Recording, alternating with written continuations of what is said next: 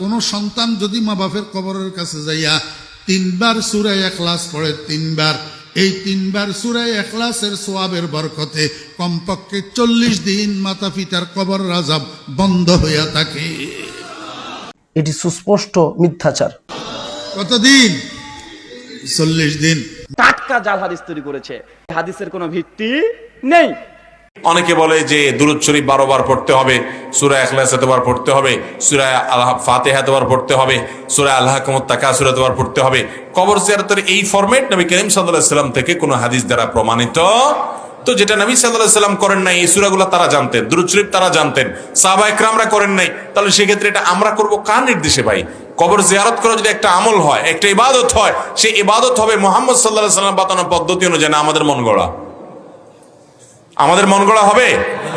অতএব কবরে গিয়ে সালাম পেশ করবেন, সালামুন আলাইকুম দারা কওমিল মুমিনিন, হে ঈমানদার অধিবাসীরা, তোমরা যারা এখানে শায়িত আছো, তোমাদের শান্তি বর্ষিত হোক।